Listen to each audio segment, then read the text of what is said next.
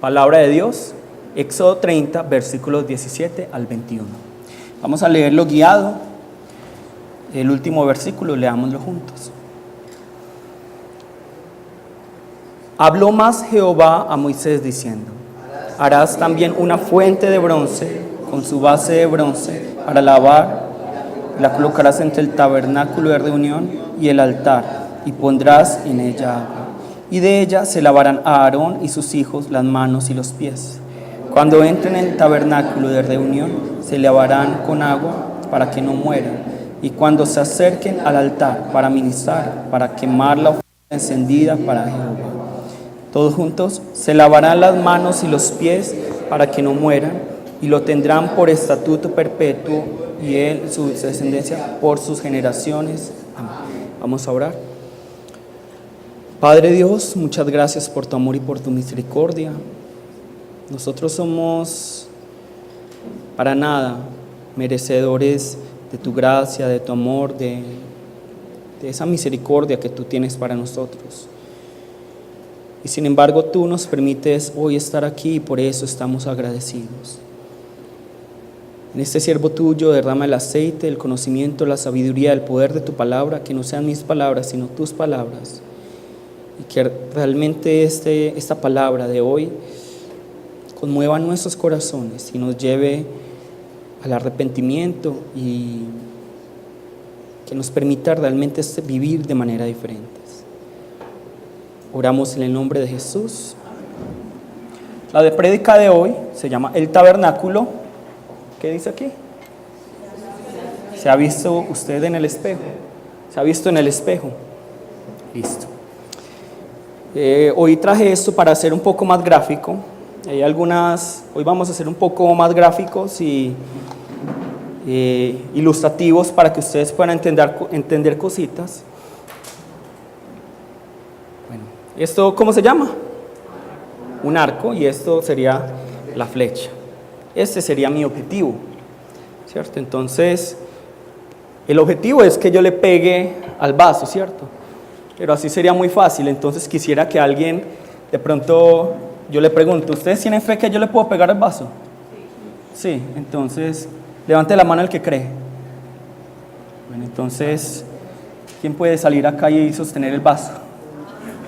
¿Cierto? Porque es muy fácil decir yo creo, pero es muy difícil ¿qué? Dar la vida, digamos. Ojalá eso fuera una flecha de verdad. ¿Cierto? Entonces, hay que pegarle ¿a qué? Al vaso, no a Juan Rafael, ¿cierto?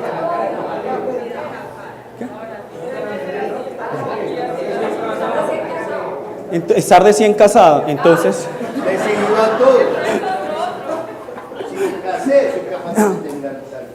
Bueno, entonces, como estar recién casado y luego le dejo un ojo rojo, morado, entonces no vamos a tirar la flecha, pero ¿qué les quiero mostrar con esto?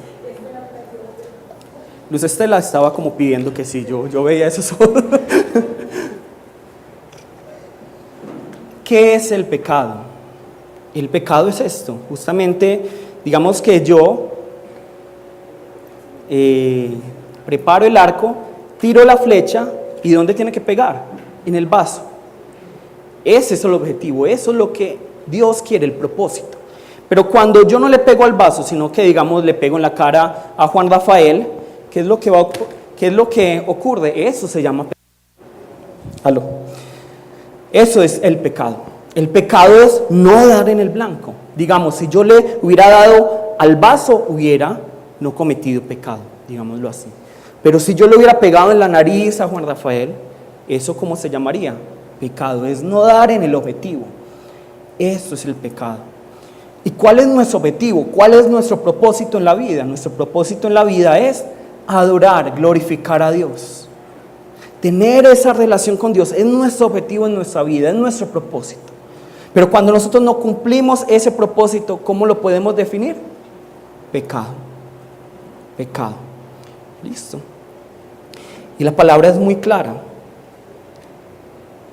Cuando nos dice, por ejemplo, en Mateo 5, que si yo adultero y miro a una mujer con deseo, ¿qué voy a tener? Una misma consecuencia. ¿Qué va a ser qué? La muerte. La paga del pecado es ¿qué? La muerte, dice la palabra. Entonces, podríamos decir que la penalidad de todos los pecados es la misma. ¿Cuál es la penalidad de todos los pecados? La muerte. El castigo para todos los pecados es la muerte. Pero la severidad no es la misma, según la palabra. Según la palabra, entonces, podríamos decir que los pecados son iguales ante Dios y al mismo tiempo no son iguales ante Dios. Es decir, la severidad no es la misma, pero la penalidad es la misma. Entonces, podemos verlo, es muy clara la palabra. La palabra nos dice, para todos es lo mismo decir matar y adulterar. Sí, pero la ley no dice lo mismo. La ley es muy clara cuando dice, cuando alguien, digamos, roba. Cuando alguien roba, ¿qué pensamos que debería pasar? ¿Matarlo? No. Levítico 6:4 nos dice que si yo robo, ¿qué debo de hacer? Reponer. Pero, si yo adultero, si yo mato, ¿qué debe pasar con mi vida? Me deben apedrear, me deben de matar. Entonces, para Dios, el castigo al final, digámoslo así, la penalidad va a ser la misma, la muerte. Pero miren que de alguna u otra forma, si hay grados de pecados, Dios no ve lo mismo que yo le robe a alguien, a que yo adultere, a que yo mate, nos dice la palabra. De hecho, si nosotros vemos la palabra nos dice muy claramente que hay pecados, miren que Dios clasifica. Hay pecados que son perdonables y hay pecados que no son perdonables. Entonces ya hay una clasificación. ¿Qué pecado no es perdonable? Primero, la blasfemia en contra del Espíritu Santo. Dios ya hizo ahí una distinción. Dios no está diciendo, sí, es que la blasfemia del Espíritu Santo es lo mismo que todos los demás pecados. No, está diciendo, si tú blasfemas al Espíritu Santo, no tienes perdón. Vamos a buscarlo en Mateo 12:31. Mateo 12:31. Mateo 12:31. Mateo 12:31.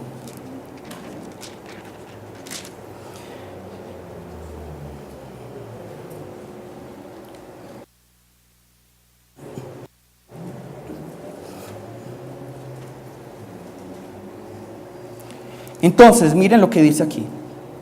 Por tanto os digo, todo pecado y blasfemia, ¿qué? Será perdonado a los hombres. Más que la blasfemia contra el Espíritu no les será perdonada. Digamos, yo blasfemo a Jesús, ¿voy a ser perdonado? Aquí dice, a cualquiera que dijera alguna palabra contra el Hijo del Hombre, le será perdonado, dice el versículo 32. Pero ¿qué nos dice ahí? Al que hable contra el Espíritu Santo, ¿qué? No le será perdonado ni en este siglo ni en el venidero. Entonces Jesús mismo está diciendo, sí, hay una clasificación de pecados. Hay pecados peores que otros. ¿Cuál es el peor pecado en este caso? Blasfemar al Espíritu Santo. Según la ley, ya vimos, digamos que yo robo es muy diferente a que si yo mato. Va a ser peor para, digamos, para la ley ¿qué? Que yo haga ¿qué? ¿Que robe o que mate? Que mate. Entonces ya hay una clasificación. Este es peor que este, digámoslo, en severidad. Por ejemplo, es más severo que yo, digamos, adultero o que yo mire a una mujer con deseo. ¿Cuál es más severo? Adulterar. La palabra es muy clara en esto. Pero la penalidad va a ser la misma, va a ser la muerte. Entonces, ya vemos que la ley nos dice esto, Jesús nos dice esto, y luego vemos que las cartas nos dicen también que hay un pecado que no tiene tampoco perdón. Vamos a buscar Hebreos 10:26. Hebreos 10:26. Hebreos 10:26. Hebreos 10:26.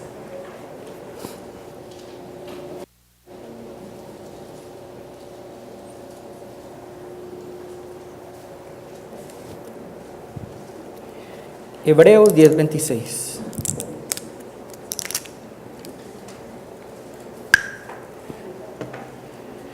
Nos dice, porque si pecaremos voluntariamente, después de haber recibido el conocimiento de la verdad, ¿ya qué? Ya no queda más sacrificio por los pecados, sino una horrenda expectación de juicio y de hervor de fuego que ha de devorar ¿a quiénes? A los adversarios. Si pecaremos, ¿a quién se le está hablando? A los gentiles, a las personas del mundo, a los que no creen, no, a los cristianos, a los que creen en Jesús, a los que ya son salvos. Porque si pecaremos voluntariamente después de haber recibido el conocimiento de la verdad, ya no queda más sacrificio por los pecados, sino una horrenda expectación de juicio y de hervor de fuego que ha de devorar a los adversarios. Es decir, ¿qué es pecar voluntariamente? Según el contexto de todo el libro de Hebreos. Porque muchas veces sacamos el contexto y decimos, pero es que yo sé que decir mentiras es malo y peco, y digo una mentira, entonces me voy a ir para el infierno. No. ¿Qué es pecar voluntariamente según el libro de Hebreos? Es salirme de Jesús, dejar de creer en Jesús. Entonces, aquí la palabra nos está diciendo esto, que hay pecados que sí son perdonados. Digamos, ustedes dicen una mentira, ustedes van y, incluso, la palabra nos dice, ustedes matan a alguien, pero ¿eso puede ser perdonado? Sí. Pero si ustedes blasfeman al Espíritu Santo, no tienen perdón. Si ustedes se salen de Jesús, no tienen perdón, nos dice la palabra. E incluso Juan, el discípulo amado de Jesús, nos dice algo que nos debe llamar la atención. Primera de Juan 5:16. Primera de Juan 5:16.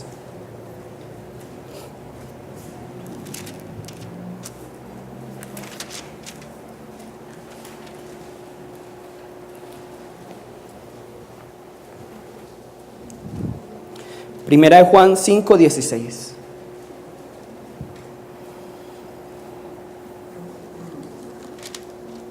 ¿Qué nos dice aquí? Si alguno viera a su hermano cometer pecado que no sea de muerte, pedirá y Dios le dará vida. Esto es para los que cometen pecado que no sea de muerte. Hay pecado de muerte por el cual yo no digo que se pida. Juan, ¿qué está diciendo? ¿Hay un pecado de qué? De muerte, y hay otro pecado que no es de muerte. La palabra aquí en Juan no nos dice muy claramente qué es el pecado de muerte, entonces yo no voy a inventar, y es mejor no inventar. Entonces, la palabra sí nos dice, hay una clasificación para el pecado, sí, pecado perdonable, no perdonable. En otras palabras, es más severo que yo cometa un pecado que no es perdonable a que yo cometa un pecado que es perdonable.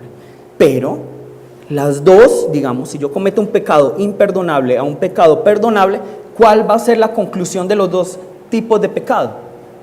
La muerte, la muerte. Entonces miren que sí, de alguna forma hay una clasificación, pero al mismo tiempo no, porque la severidad es diferente, se clasifican los pecados, pero la penalidad es la misma. Entonces, nosotros debemos entender esto, y eso es para que entendamos un poco el pecado. Pero por lo general nosotros, ¿qué tipo de pecados cometemos? Aquellos que son perdonables, que son perdonables. Entonces estamos en el mundo, ¿cierto? Entonces este ejemplo lo escuché y me pareció muy bonito y muy interesante y me parece muy cierto. Acá yo tengo dos bebidas que me gustan mucho, ¿cierto? Siempre que abran tiene que hacer clic, tiene que hacer sonido para que... Listo. Tengo dos bebidas que me gustan. Entonces, aquí yo tengo ese jugo de Lulo, no voy a mostrar la marca para que luego no. Y aquí este es un frappuccino. Listo, frappuccino. Así es nuestra relación con el mundo muchas veces. Entonces yo le digo, Dios, te amo tanto, como acá. Te amo tanto, eres tan lindo. Pero luego, yo sí odio a ese hermano. Y luego, Dios, pero yo quiero vivir según tu voluntad. Y luego, pero qué bueno es ver mujeres desnudas por internet. Pero ¿qué es lo que pasa posteriormente? Llegamos a tal magnitud de caer en nuestro pecado que empezamos a hacer esto. ¿Sí ven? Muy rico, horrible. Pero entonces ya mezclamos a Dios con el pecado. Y decimos, no, es que esta es la voluntad de Dios. Y por eso Santiago nos dice, no digan que Dios los mete en tentación, porque Dios no tienta. Entonces, nosotros debemos entender que estamos en esta lucha en contra del pecado, pero al mismo tiempo queremos estar con Dios. ¿Sí o no? Todos estamos así, todos estamos así. Pero es en este momento cuando tenemos que tomar decisiones y decir, yo ya no voy a vivir según el pecado, sino que voy a vivir ¿qué? Según la voluntad de Dios. Y si nosotros vemos el pecado, es de esta manera. Yo acá tengo, digamos, ¿cierto?, mi billetera. ¿Quién cambiaría los billetes que yo tengo aquí por los billetes que cada uno tiene en su billetera? Digamos, Beatriz. Beatriz cambiaría los billetes que yo tengo aquí por lo que tú tienes en tu billetera. ¿Sí? Entonces, ojalá hubieras dicho que sí. Pero yo quería que hubieras dicho que sí, porque acá realmente yo tenía esto. Son billetes de Monopolio. Pues de Bob Esponja incluso. Y esa es la promesa del pecado. La promesa del pecado es, ven, yo te voy a dar algo. Pero esa recompensa, ¿qué es realmente? Falsa. El pecado hace eso en nosotros. Nos da promesas falsas que no puede cumplir. El mundo nos da promesas falsas que no puede cumplir. Y a la final nos quedamos ¿con qué? Con una billetera vacía. ¿Con lleno de qué? De billetes falsos. De promesas falsas nos da el mundo. Promesas vacías. Y estamos en esa dualidad. El pecado, Dios. El pecado, Dios.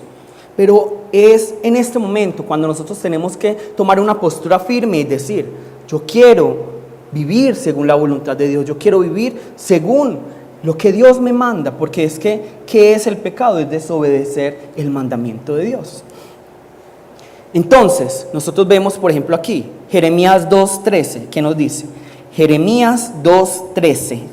Jeremías 2:13. Ese combinado sí, nunca lo haga. No.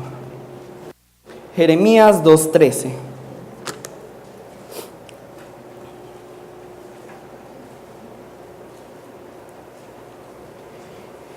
Jeremías 2:13.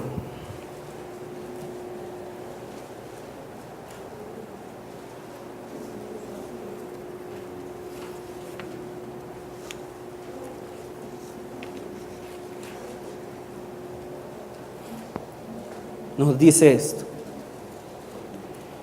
Los que no sepan dónde está Jeremías, buscan en el índice.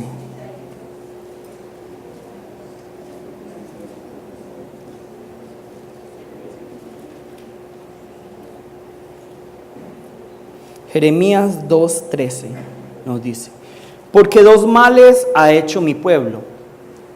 Primero, ¿cuál? Me dejaron a mí fuente de agua viva. Y segundo, ¿qué? Cavaron para sí cisternas rotas que no retienen agua. Esto nos tiene que llamar la atención. Imagínense, aquí yo tengo una fuente de agua de vida. ¿Y yo qué digo? No, yo no quiero esa fuente de agua de vida, más bien voy a hacer cisternas. Voy a hacer tuberías para que yo pueda obtener agua de ahí. Y eso es lo que nos pasa cuando nosotros decidimos ir por el pecado, es desechar esa fuente de agua de vida que es Dios y más bien ir por el agua que es de la cisterna. Y nos dice aquí, no puede retener el agua. Y es que realmente nosotros nos hemos pintado a un Dios que es como un Dios que está juzgando, que tiene una lupa, pero realmente lo que Dios quiere, ¿qué es? Una relación con nosotros. Veamos Jeremías 3, 19, 20. Jeremías 3, 19, 20. Nos dice, yo preguntaba, ¿cómo os pondré por hijos y os daré la tierra deseable, la rica heredad de las naciones? Y dije, me llamaréis Padre mío y no os apartaréis en pos de mí. Pero como la esposa infiel abandona a su compañero, así prevaricasteis contra mí, oh casa de Israel, dice Jehová. Entonces miren el dolor del Padre Dios. Miren el dolor de Dios que está diciendo: yo quería que ustedes me llamaran hijos. Yo quería que ustedes me llamaran padre. Yo quería tener una comunión con ustedes. Yo quería tener una relación con ustedes. Pero por el pecado de ustedes no nos podemos relacionar. Yo no puedo tener relación con ustedes. Entonces miren que Dios no es un Dios que tiene una lupa a ver cuándo nos equivocamos, cuándo estamos pasándola muy bueno, más de la cuenta. No. Dios es un Dios que quiere tener una comunión con nosotros. Por eso vamos a buscar también Mateo 23, 37. Mateo 23, 37. Mateo 23, 37.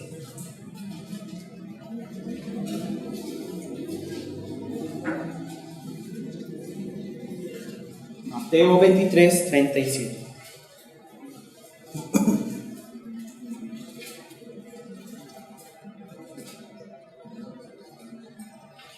Nos dice: Jerusalén, Jerusalén, que matas a los profetas y apedreas a los que te son enviados. ¿Cuántas veces quise juntar a tus hijos como la gallina junta sus polluelos debajo de sus alas y no quisiste? Mira que Dios quiere tener comunión, quiere tener relación con nosotros. Pero Dios es un Dios santo, es un Dios santo. Y es por ese pecado que nosotros ya no podemos tener comunión con Él, a pesar de que Él lo anhela. Porque Dios es santo, Dios es justo. Y Él no puede dejar de ser santo, Él no puede dejar de ser justo. Entonces, ¿qué es lo que causó la división, la brecha entre Dios y los hombres? El pecado, el pecado. Sin embargo, nosotros vemos la misericordia de Dios, que nos dice la palabra: es nueva cada mañana. Y vemos entonces que Dios no es un Dios que se quedó juzgando. Bueno, Adán, Eva se equivocaron. No es un Dios que dijo: ustedes van a ser destruidos. Sino que más bien nosotros vemos desde Génesis hasta Malaquías el plan de Dios para que se restaure esa comunión con Él. Y luego vemos cómo se consuma desde Mateo hasta Apocalipsis este plan. ¿A través de quién? De Jesús. A través de esas obras de Jesús, esas obras redentoras de Jesús. Entonces, realmente podríamos decir que en parte, si somos salvos por obras. ¿Las obras de quién? No nuestras obras, no con mis fuerzas, sino con las obras de quién? Las obras únicamente de Jesús. Y si yo tengo fe en esas obras de Jesús, entonces tengo ¿qué? Salvación.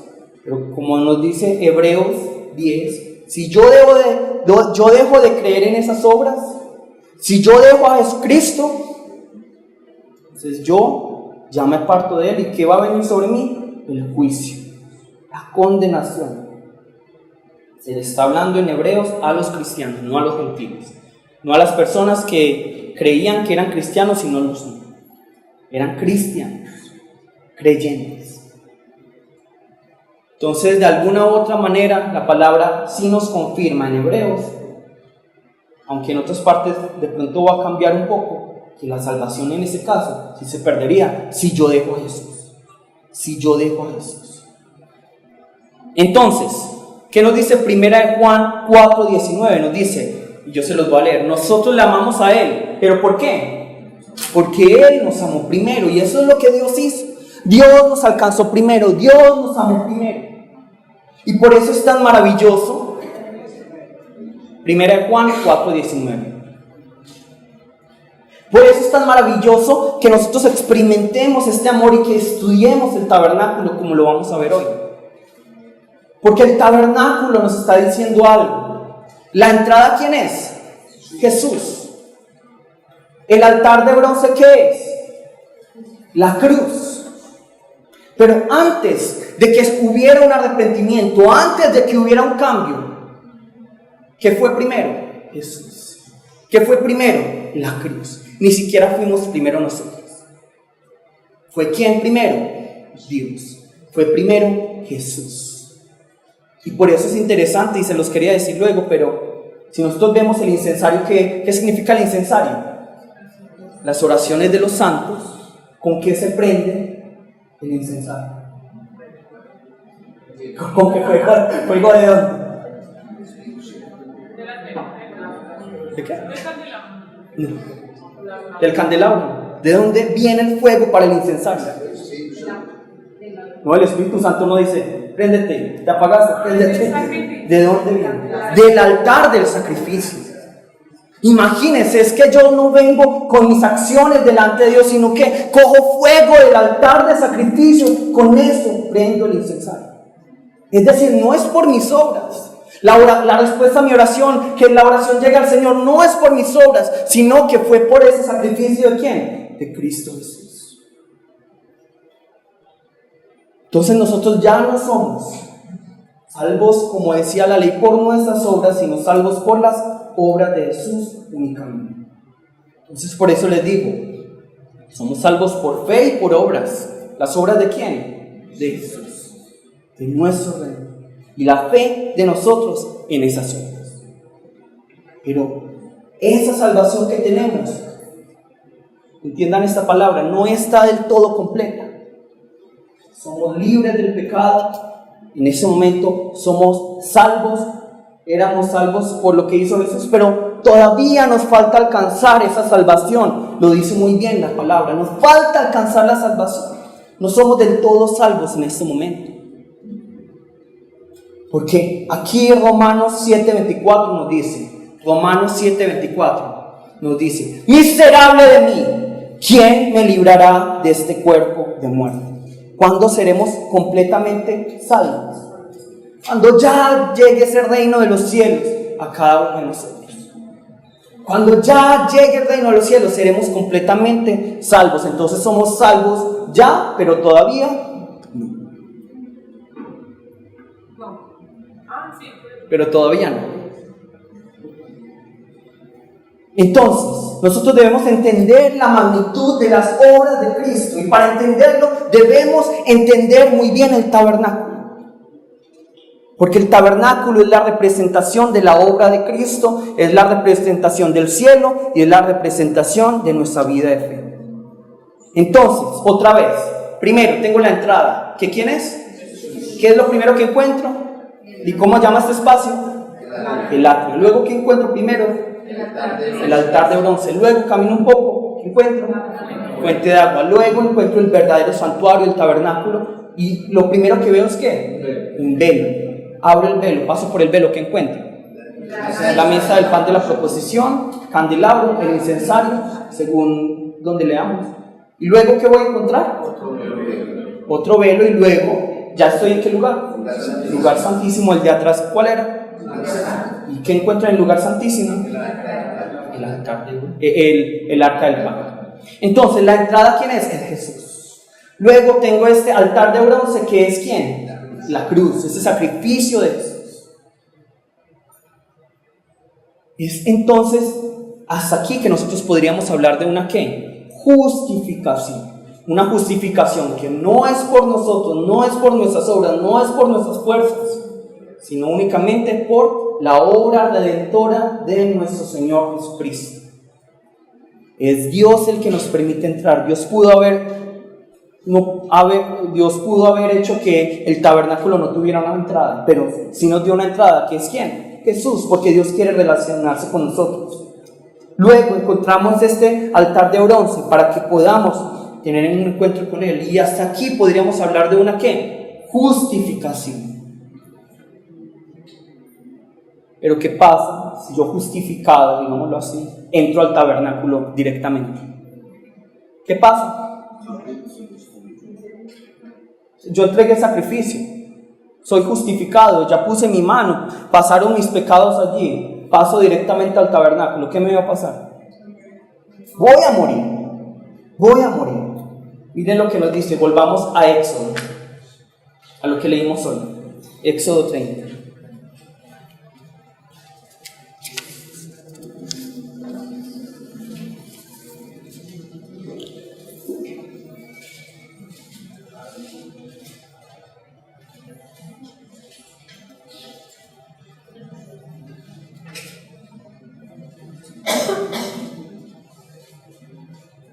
¿Qué nos dice aquí en el 20? Cuando entren en el tabernáculo de reunión, ¿qué tienen que hacer?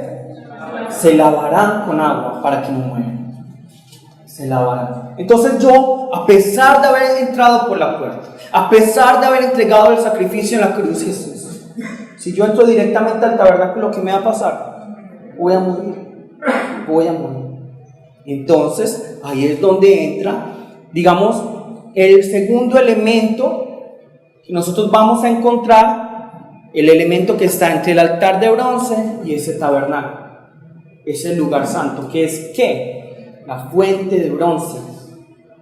La fuente de bronce. Ahora la palabra nos habla acerca de la fuente de bronce.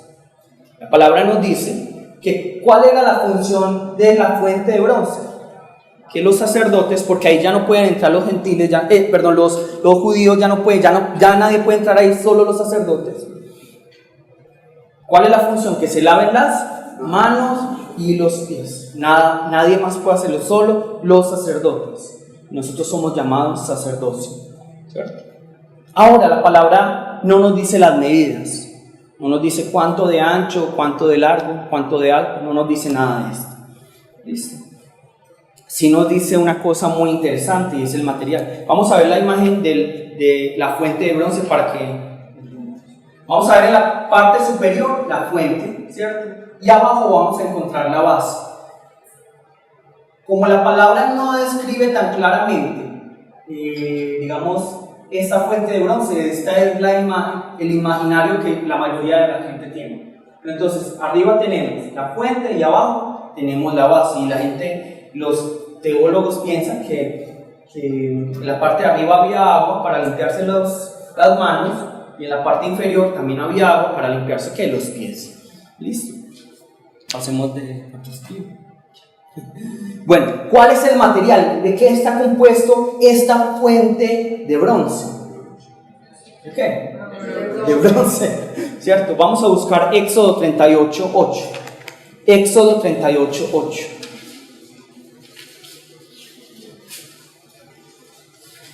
Éxodo 38:8.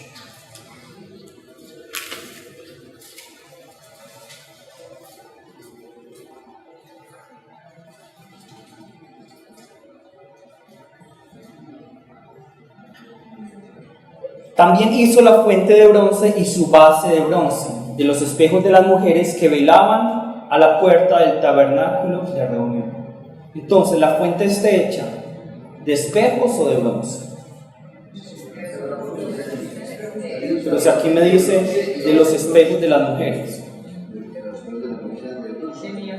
Entonces, ¿cómo nos imaginamos hoy en día un espejo? Todos nos estamos imaginando el espejo de vidrio, pero en esa época no existía tal tecnología. Entonces, ¿qué es lo que se hacía? Se pulía muy bien un metal y con el reflejo ellos se veían, y por eso es que aquí la fuente de bronce no nos podemos imaginar una fuente que es como un espejo, porque sería como un cristal, sino que nos debemos imaginar simplemente algo metálico, algo de bronce, pero muy bien brillado, muy pulido. Entonces se reflejaba ahí. ¿Y qué había en esta fuente de bronce? Obviamente agua para lavarse. Entonces ya hablamos de qué significa el bronce. ¿Qué significa el bronce? Significa juicio. Para los primeros cristianos, para Israel, los israelitas, el bronce es juicio. Y por eso nosotros vamos a ver que la serpiente que vieron ellos estaba hecha ¿de qué? De bronce, ¿cierto? Y ya hemos hablado mucho acerca del bronce. Mientras que el agua, ¿qué es lo que significa según la Biblia? Significa purificación. Purificación. Entonces, si nosotros unimos estas dos cosas, vamos a encontrar esto. Vamos a leer Tito 3:5. Tito 3:5. ¿Qué significa entonces la fuente de bronce? Tito 3:5.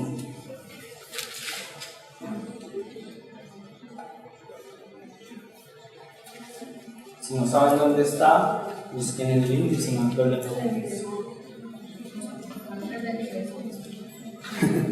Tito 3:5.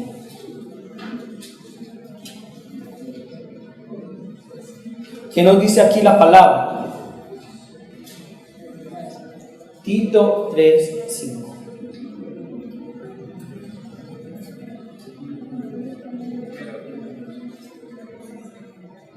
Nos dice, nos salvó no por obras de justicia que nosotros hubiéramos hecho, sino por las obras de ¿quién? De Jesucristo.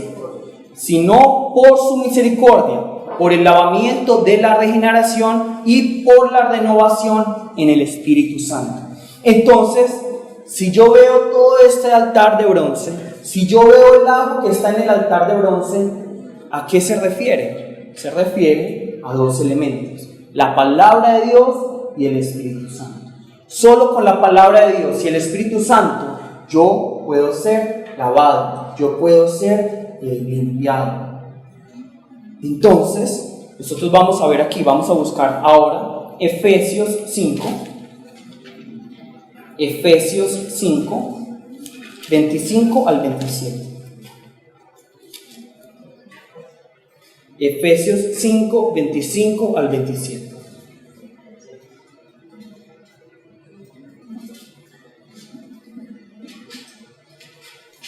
Nos dice: maridos, amad a vuestras mujeres, así como Cristo ¿qué? Amó a la iglesia y se entregó a sí mismo por ella. ¿Para qué? Para santificarla, habiéndola purificado ¿en qué? En el lavamiento del agua por la palabra, a fin de presentársela a sí mismo una iglesia gloriosa, que no tuviese mancha ni arruga ni cosa semejante, sino que fuese santa y sin mancha. Entonces esta fuente de bronce, ¿cierto? ¿A qué se refiere primero? ¿A qué se refiere? A la palabra de Dios. La palabra de Dios que nos purifica. Aquí la palabra es muy clara cuando nos dice purificado en el lavamiento del agua por la palabra. La palabra de Dios es la que nos purifica. Juan 15:3 incluso nos dice, todos recordamos, que es la parábola de la vid. Nos dice Juan 15:3, ya vosotros estáis limpios, ¿por qué? Por la palabra que os he hablado. Entonces la palabra es la que nos purifica, la que nos limpia. Y ahora vamos a buscar Juan 7:38. Juan 7:38.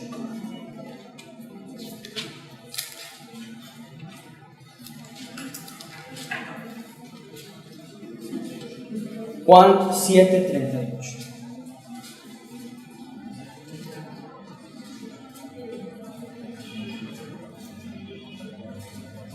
Nos dice: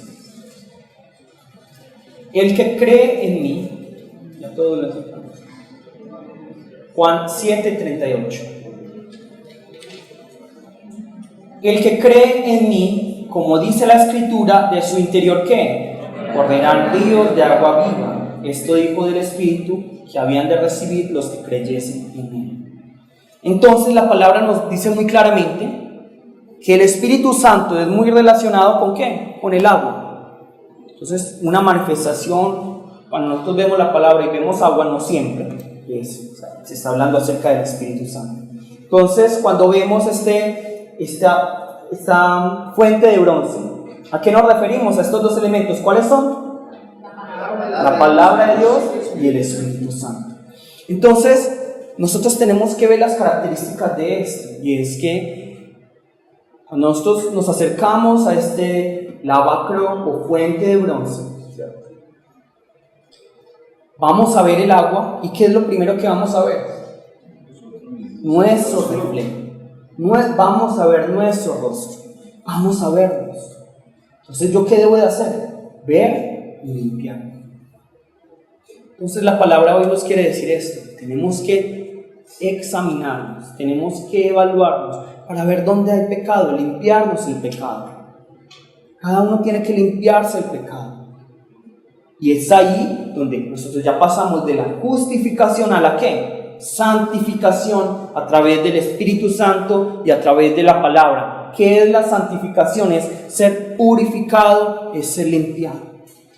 Entonces, cada uno de ustedes se tiene que autoexaminar, se tiene que evaluar para ver si realmente puede presentarse delante de la presencia de Dios. Porque ¿qué pasa si yo me presento ante Dios sin primeramente ser santificado? ¿Qué? Muero completamente. Yo debo examinarme, cada uno tiene que ver, ¿será que estoy en pecado? ¿Será que estoy mal?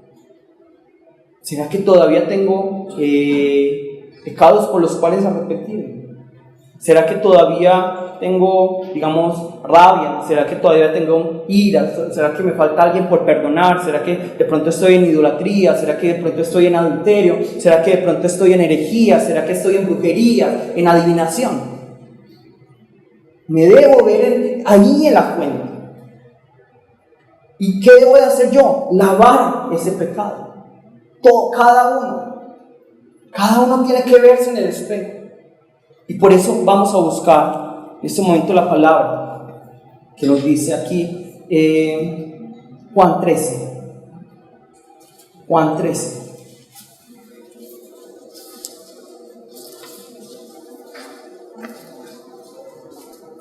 Juan 13.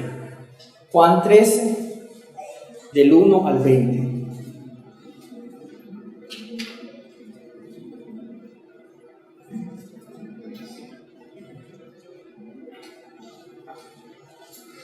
Nos dice aquí, Juan 13, del 1 al 20. Se los voy a leer eso. Antes de la fiesta de la Pascua, sabiendo Jesús que su hora había llegado para que pasase de este mundo al Padre, como había amado a los suyos que estaban en el mundo, los amó hasta el fin.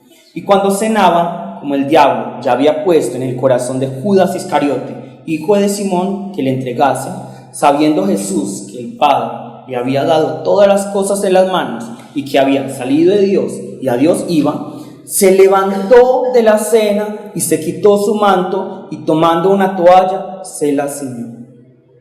¿Qué va a hacer Jesús en ese momento? Va a lavar los pies de sus discípulos. Pero miren aquí algo que nos debe llamar la atención. Jesús, ¿por qué se levantó de la cena, se quitó su manto y tomó una toalla y se la ciñó? ¿Por qué? ¿Por qué? Sabiendo Jesús que el Padre le había dado todas las cosas en las manos y que había salido de Dios y a Dios iba, esa es la respuesta. Si ustedes saben quién es su Padre, si ustedes saben que son de Dios y a Dios van, ¿no deberían ser capaces de perdonar, de arreglar las cosas más fácil? Pero como no sabemos quién es nuestro Padre, de dónde salimos y a dónde vamos, por eso no somos capaces de levantarnos, de quitarnos el manto, de tomar una toalla y ¿qué? Ceñirnos, postrarnos ante el otro, porque qué vergüenza, qué pena, y mi orgullo y mi dignidad, ¿qué? Luego puso agua en un lebrillo y comenzó a lavar los pies de los discípulos y a enjugarlos con la toalla con que estaba ceñido. Es que imagínense los pies de los discípulos. Hoy en día tenemos tenis muy cómodos que no dañan los pies. Tenemos medias. Pero imagínense caminar por el desierto con las sandalias. ¿Cómo estaban los pies de los discípulos de Jesús? Llenos de pecueca, llenos de ¿qué? De callos, llenos de grietas, ¿cierto? De polvo. Y sin embargo, ¿qué es lo que hace Jesús? Porque Él sabe quién es, de dónde vino y hacia dónde va. Él se postra y le limpia los pies a los discípulos. Y nosotros muchas veces no somos ni siquiera capaces de limpiarle los pies al otro, que pueden ser muy bonitos los pies hoy en día.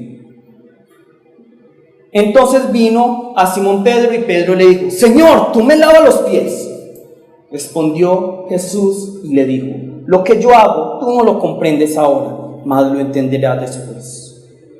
Pedro le dijo: no me lavarás los pies jamás. Jesús le respondió: si no te lavare, no tendrás parte conmigo. Aquí nosotros vemos también la relación. ¿Qué pasa si Los sacerdotes no se limpian las manos y los pies, no pueden tener parte con Dios, son destruidos. Aquí también Jesús está diciendo, si no te lavas, ¿qué va a pasar? No tendrás parte conmigo. Le dijo Simón Pedro, Señor, no solo mis pies, sino también las manos y la cabeza. ¿Y qué hizo Jesús? Cogió la ponchera. ¡Shh! No, dijo. Jesús le dijo, el que está lavado no necesita sino lavarse los pies, pues está todo limpio, y vosotros limpios estáis, aunque no todos. Porque sabía quién le iba a entregar, por eso dijo, no estáis limpios todos. Entonces, aquí nosotros vemos la palabra, que nosotros estamos en el mundo y es, digámoslo, imposible que nosotros no cometamos pecado. Mentimos. Un día pasa una muchacha o un muchacho bonito y en vez de ver solo una vez a ver si pasó bien, no, vemos 2 veces, vemos 3 veces. ¿Qué pasa? Vemos a una persona que nos saca la rabia, ¿qué? Queremos destruirla, queremos acabarla. Encontramos a alguien que chismosear y no decimos, Señor, tapa mi boca, sino ¿qué? Señor, por favor, permíteme ver más para poder chismosear más. Porque si yo no hablo de esa persona pobrecita, entonces ¿quién va a hablar? Pero entonces, miren, nosotros no estamos exentos del pecado. No estamos exentos del pecado y por eso todos los días, en todo momento, nos tenemos que ver en esa fuente de bronce que es la palabra de Dios. Que es la palabra de Dios. Nos tenemos que evaluar todos los días. Porque es que imagínense, los sacerdotes, ¿cuántas veces se lavaban los pies y las manos? No era solo una vez. Eran varias veces. Cada vez que iban al altar y cada vez que se iban del altar tenían que hacer ¿qué? Lavarse las manos. Busquemos Éxodo 30.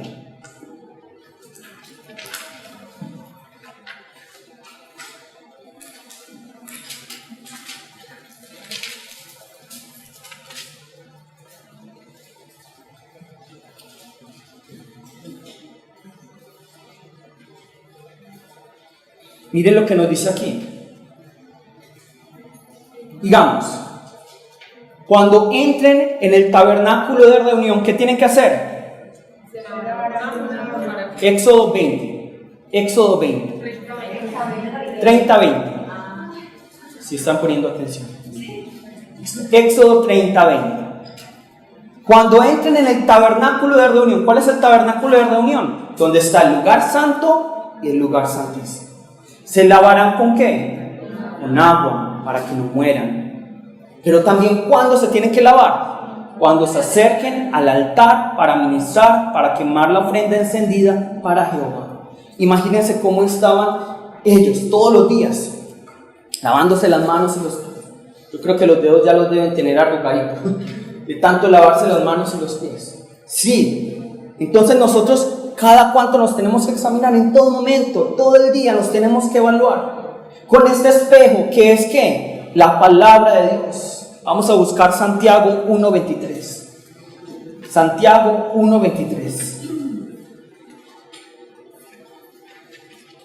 Santiago 1:23. Santiago 1:23.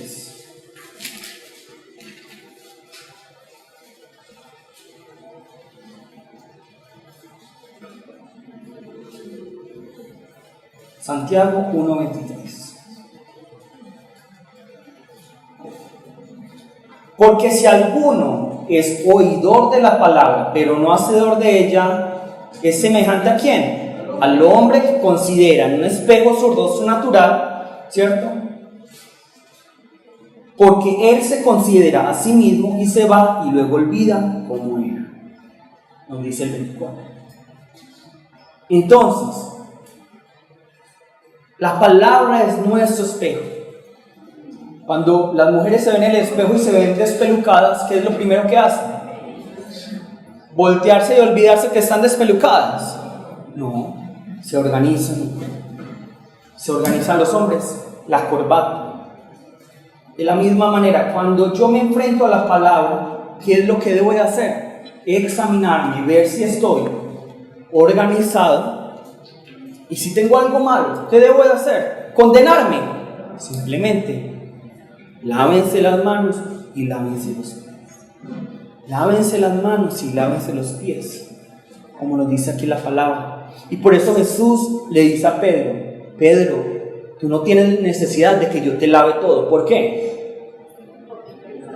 Porque ya está lavado. ¿Qué es lo único que hay que lavar? Las manos y los pies. Aquí, en este caso, los pies, ¿cierto?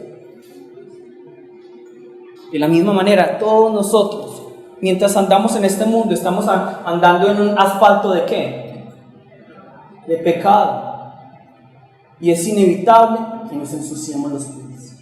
Pero ya estamos, gracias a la misericordia del Señor, lavados completamente. ¿Qué es lo único que queda lavar? Esos pecados, esos restos. Y para eso debemos evaluarlos.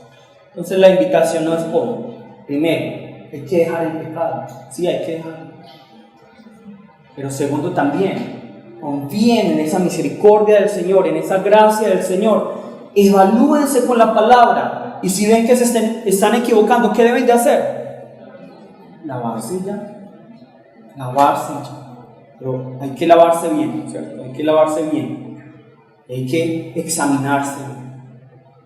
Entonces, que sean estas dos cosas. Esto, vamos todos a ponernos, por favor, de pie.